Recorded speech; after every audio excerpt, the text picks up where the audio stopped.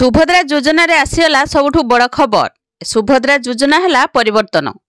तेबे आपण माने समस्ते जानि सारथिले जे डिसेंबर 25 रे मिलिबो चतुर्थ पर्याय रे टंका। एई चतुर्थ पर्याय रे टंका स्थगित रखिले सरकार। जांच प्रक्रिया शेष करिनथिबा हिताधिकारी को सरकारनकर शेष सुजोग। ई-केवाईसी एवं बायोमेट्रिक जरिया रे तुरंत सुभद्रा योजना जांच प्रक्रिया शेष करा जिवो। एई पर्याय रे 20 लाख रु अधिक हिताधिकारी को मिलिबो सुभद्रा टंका। एबे गाँ गाँ रे चलीछि जांच सरिले चतुर्थ पर्याय सुभद्रा टंका मिलिबो। बायोमेट्रिक रे ई-केवाईसी करबा को परामर्श देले 30 तारिख सुधा सबु प्रकार जांच सरिबा नै संभावना रहिछि। अंगनवाड़ी ब्लॉक सरपंच को अभियोग संपर्क में अवगत करेबे। टंका पाई नथिले पोर्टाल रे अभियोग करिवे। ए सूचना अनुसार जो माने योग्य किंतु ए जाए टंका पाई नांती ए सुभद्रा योजना सेमानको द्वंद्व दूर करथिले उपमुख्यमंत्री। अंगनवाड़ी कर्मी माने पुणी घर को घर जिबे। समस्त को सुभद्रा टंका दिया जिवो।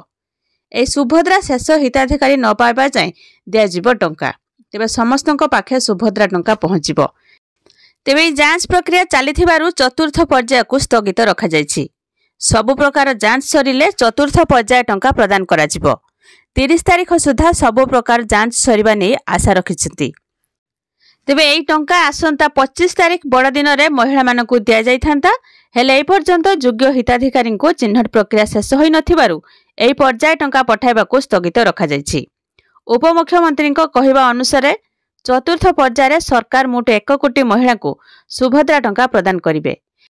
एही प्रक्रिया आसंता 30 तारिख सुधा शेष हेबो। एहा परे चतुर्थ पर्याय टंका केबे दिया जिवो ताहार तारिख घोषणा करा जिवो।